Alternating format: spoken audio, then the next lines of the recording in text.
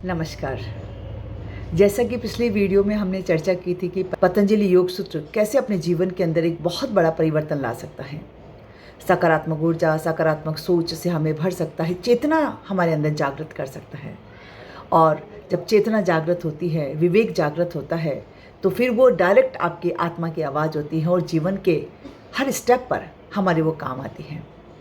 तो अब पूरा का पूरा जो समाधि पाद है फर्स्ट, वो पूरा हमने आपको बताया कि किस तरह से उसके अंदर योग क्या है, आवश्यकता क्यों है योग करने की, समाधि क्या है, समाधि में जाने की आवश्यकता क्यों है।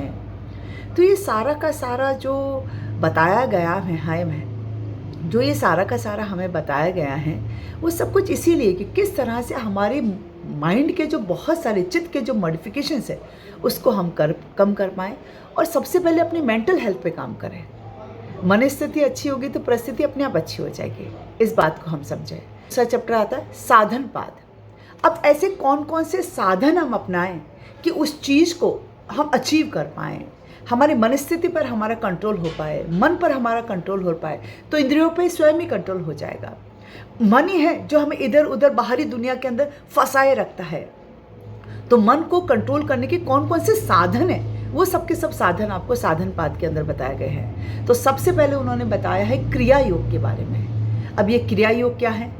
तो तप, स्वाध्याय, ईश्वरीय प्राणिधान, ये तीनों के तीनों मिलकर क्रिया योग होता है। तो तप के अंदर सब कुछ आ जाता है। तप, स्वाध्याय, ये दोनों आप व्यक्तिगत रूप से आपको करने ही पड़ते हैं। तप करना मतलब परिश्रम करना, अभ्यास करना, आसनों का तप करना, आसन साधना, प्राणायाम अच्छे से सीखना, और इस तरह से ये आपको कहीं ना कहीं स्टेप बाय स्टेप इसमें आगे बढ़ना पड़ेगा। फिर आता है स्वाध्याय करना। थोड़ी देर के लिए ये जो 24 आवर्स हैं उसमें से केवल मात्र, चाहे आप 2 मिनट ही बैठें, अपने आप के साथ बैठना सीखें ताकि आप स्वाध्याय कर पाएँ। आप कौन से सही राह पर चल रहे हैं, नहीं चल रहे हैं, आपका दिन कैसा बीता और आपने कौन सी मिस्टेक्स करी, क्या आपने मिस्टेक करी या नहीं करी, इस बात का जब तक स्वयं अध्ययन नहीं करोगे तब तक हमें खुद को पता नहीं चल पाएगा कि हम कहाँ और कौन सी राह पर जा रहे हैं। बहुत सारी बातें होती है। जब रात को बैठ के एक बार सोने से पहले हम सोचें एक बार कि हमारा दिन आज का कैसा बीता है और हमने किस किस को कैसे रिएक्ट किया है, कैसे रेस्पॉन्ड किया है, हमने कौन से कार्य करे हैं, और तो इस तरह से पूरा आपका दिनचर्या जिस तरह से आपने बिताई है, अभी आपका मन आपको बता देगा, आपका विवेक आपको बता देगा, चेतना आपको बता देगी कहाँ कहाँ आप मिस्टेक कर रहे हैं। फिर उस मिस्टेक को उभारिए और अपने जीवन को अच्छा बनाइए।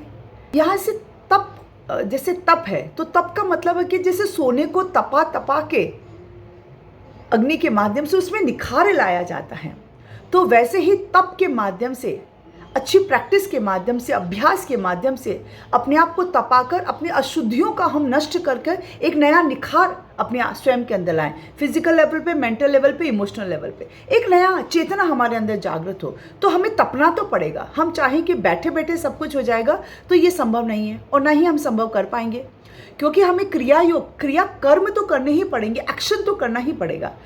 तो एक्शन करने के लिए आपको अच्छे योगा स्टूडियो में जाना पड़ेगा, अच्छे योगा स्कूल में जाना पड़ेगा, वहाँ फॉलोअप करना पड़ेगा। जो भी आपको करवाया जा रहा है, आसन करवाए जा रहे हैं तो मन लगा के आपको आसन करना पड़ेगा, प्राणायाम करवाया जा रहा है तो मन लगा के आपको प्राणायाम करना पड़ेगा। अपना दिमाग बार बार बाहरी दुनिया से कट ऑफ करके अपने आप के अंदर और अपने आप के ऊपर आपको सेंटर करना होगा, तो स्वतः ही अशुद्धियों का नाश होगा। योगिक क्रियाएं करोगे आप तो आपका जो वात पित्त कफ है वो आपके बैलेंस में आएगा, तो शरीर क्या आपका रोग मुक्त रहेगा और आरोग्य आपके पास आएगा, कोई रोग नहीं होगा। तो फिजिकली आपको अच्छा लगेगा, तो फिजिकली अच्छा लगता है तो मेंटली भी अच्छा लगता है। और जब आप डीप रिलैक्सेशन में जाते हैं, स्वाध्याय करते हैं, अपने आप को समझते हैं, तो कहीं ना कहीं आप अपने स्ट्रेस लेवल्स को कम करते हैं।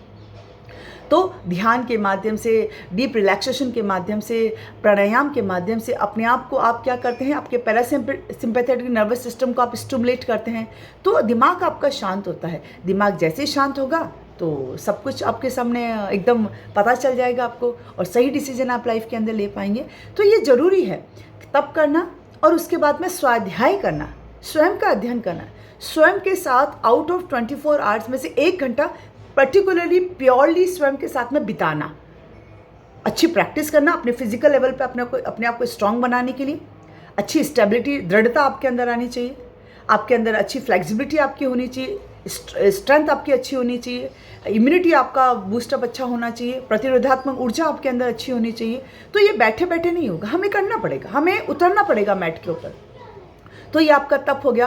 फिर डीप रिलैक्सेशन में आप जाएंगे तो आपको समझना है कि हमें डीप रिलैक्सेशन में ले जाया जा रहा हो तो अपने मन को बार बार आपको लेके जाना है, अपनी बॉडी को रिलैक्स करने के लिए, अपनी श्वास को रिलैक्स करने के लिए, अपने माइंड को रिलैक्स करने के लिए।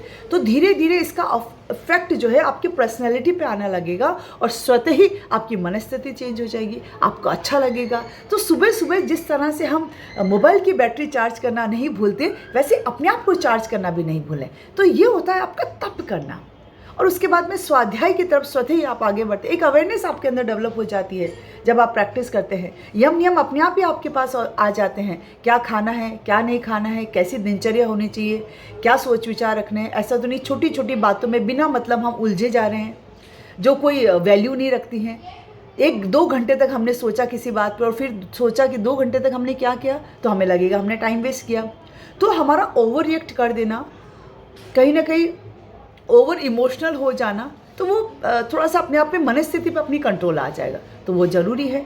तो स्वाध्याय करना ज़रूरी है। और ईश्वरीय प्राणिधान, यानी जो भी हम काम करें ईश्वर को समर्पण भाव से समर्पित करते हुए करें, निमित्त और निष्काम भाव से।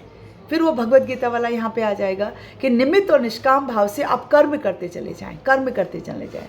तो जब हमारी एक्सपेक्टेशन नहीं होगी कर्म करे हुए से, तो फिर वो दुखों का कारण नहीं बनेगा, द्वेष उत्पन्न नहीं होगा, द्वेष आते गुस्सा आएगा, इरिटेशन होगी। तो फिर हमारी जो बौद्धिक और मानसिक और शारीरिक क्षमता है वो कहीं ना कहीं कम होगी।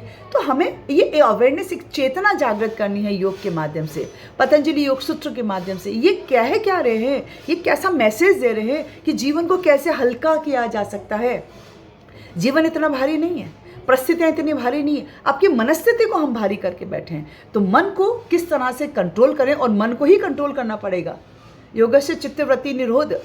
तो मन की जो मॉडिफिकेशंस है, जो इधर से उधर उठे जा रहा है लहरों की जैसे, तो उसको थोड़ा सा शांत पानी की जैसे हमें शांत करना पड़ेगा, बहते हुए पानी की जैसे। तो अपने आप में बहुत अच्छा लगेगा हमें। तो ये ज़रूरी है कि हम क्रिया योग जो बताया गया है उसको हम ध्यान में लाएँ और उसको प्रैक्टिकली इस्तेमाल करें। केवल पढ़े नहीं, जीवन में उतारे, तब तो जाके उसका कोई औचित्य होगा और उसकी सार्थकता सिद्ध होगी। तो हमें ये करना चाहिए।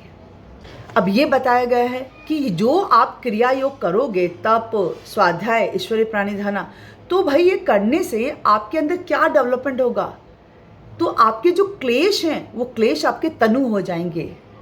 क्लेश कौन कौन से, अब बात आ जाती है समाधि भावना, उस उच्च अवस्था को प्राप्त को भावना हमारी वो है कि हम उच्च अवस्था तक प्राप्त हो जाएं कि हमारे जो क्लेश हैं वो हमारे थोड़े क्षीण हो जाए, थोड़े तनु हो जाए, थोड़े छोटे हो जाए, उतना हमें डिस्टर्ब ना करें लाइफ के अंदर। तो ये बात क्रिया योग के माध्यम से ये परिणाम के रूप में हमारे पास आएगी कि क्लेश हमारे तनु हो जाएंगे। अब बात आती है कि क्लेश कौन से होते हैं। घर के झगड़े तो क्लेश नहीं होते। तो हमें ये बात भी ध्यान रखनी होगी कि क्लेश जो हैं वहाँ पर ये हैं कि क्लेश 5 प्रकार के होते हैं। अविद्या, अस्मिता, राग, द्वेष, अभिनिवेश, ये 5 प्रकार के क्लेश हैं। और इसका जो 5 प्रकार के क्लेशों का मूल कारण जो है वो अविद्या है, जो फर्स्ट है। अविद्या, अस्मिता, राग, द्वेष, अभिनिवेश, ये 5 है। उसका चारों जो पीछे 4 है उसका मूल कारण अविद्या है। क्योंकि जब तक हम सोच नहीं पाएंगे, विवेक जागृत नहीं होगा, तो अविद्या ही रहेगी। विद्या केवल ये पढ़ाई नहीं है, ये जो हम एजुकेशन में लेते हैं वो केवल पढ़ाई नहीं है। विद्या वो है कि जीवन का ज्ञान, एक विवेक आपका जागृत हो जाना, वो है विद्या। अविद्या की वजह से ही नॉलेज हमारी अच्छी नहीं है जीवन के प्रति, परिस्थितियों के प्रति और अपने आप के प्रति, तो हम गलतियां कर बैठेंगे। और गलतियां कर बैठेंगे तो ये सारी जो चीज़ें हैं हमारे पास दौड़ते चली आएगी।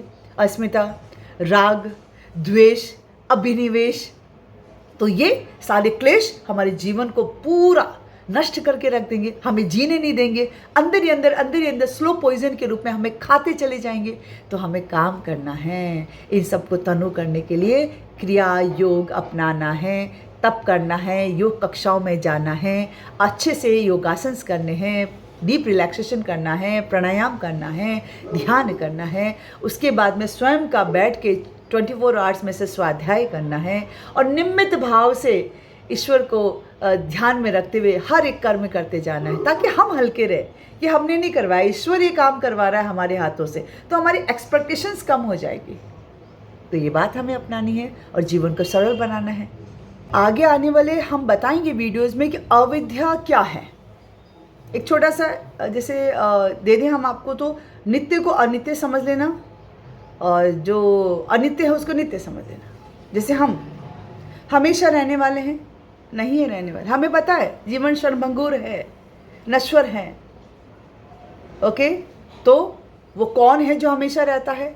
वो हमारी आत्मा है, जो कभी नहीं मिटने वाली, अमिट है। हमें हमेशा उस आत्म का दर्शन करना है, आत्म साक्षात्कार करना है, आत्मबल को बढ़ाना है, अपने आप के करीब जाना है। स्वाध्याय के माध्यम से इस शरीर के अंदर बहुत ब्यूटीफुल सी ज्योति जली हुई है, प्रकाशित, ऊर्जावान, ओजस्वी, तेजस्वी, उस पर बिलीव करना है, उस पर ट्रस्ट करना है कि हमारा आत्मबल बहुत अच्छा है, हम हौसले से, मजबूती से, मजबूत आत्मा इस शरीर के अंदर निवास कर रही है। तो वो हमें एक सेल्फ कॉन्फिडेंस देती है और वही हमारे जीवन में काम आता है। अपने आत्मा की आवाज़ को सुनना होगा। जब भी हम कोई कार्य करने जाए, अंदर से एक बार सोचना होगा। हो सकता है कि मन हमें भटका दे, पर आत्मा कभी हमें भटका नहीं सकती। मन यदि हावी हो गया हमारे ऊपर, तो फिर आप मनोमय कोश तक अटक के रह जाओगे, और मनोमय कोश आपका खराब होते ही आपका प्राण में कोश खराब हो जाएगा, आपका अन्न में कोश खराब हो जाएगा, बीमारियां फिर जाके फिजिकल लेवल पे ट्रिगर हो जाएगी। और यदि आपने आत्मा की आवाज़ को सुना है, आनंद में कोश तक आपको जाना है, तो फिर आपका विवेक, जो विज्ञान में कोश है, वो आपकी आत्मा की आवाज़ है। जहाँ आपका विवेक जागृत है, जहाँ आपका अच्छे बुरे का ज्ञान आपका जागृत है, तो वहाँ पर हमें सोचना होगा। एक मन आपको भगा रहा है, आपकी इंद्रियों को दौड़ा रहा है बाहरी दुनिया में, तो आप वो काम कर जाओगे और फिर आपको बस दुख पाना पड़ेगा। तो हमें हमेशा आत्मा की आवाज़ सुननी है, इस बात का हमें ध्यान रखना है।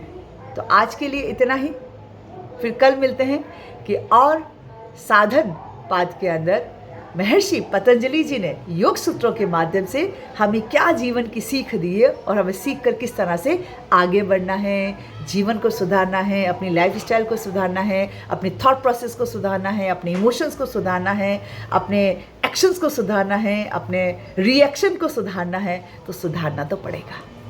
हाथ पे हाथ धरे बैठे रहने से कुछ नहीं होने वाला।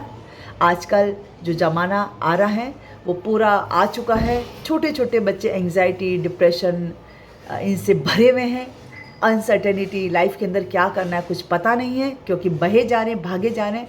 तो हमारी रेस्पॉन्सिबिलिटी बढ़ जाती है कि हम उन्हें वास्तव में हमारी परंपरागत योग शिक्षा क्या है, विद्या क्या है, जीवन का विज्ञान क्यों है, उनको हम पढ़ाएं। उनके बुक्स में नहीं है, तो हम एक योग टीचर होने के माध्यम से, योगा प्रोफेशनल होने के माध्यम से ये मैसेज समाज के अंदर फैलाएं और अपनी जिम्मेदारी समझे फैलाने की। आप सभी को बहुत बहुत हार्दिक शुभकामनाएं योगाचार्य हेमलता शर्मा का योगाश्री योगा सोसाइटी की तरफ से। आप सब कभी हमेशा खूब मस्त रहिए, स्वस्थ रहिए और प्रसन्नचित रहिए, आनंदित रहिए। अपने आप को चेतना अपनी जागृत करके रहिए। Thank you so much.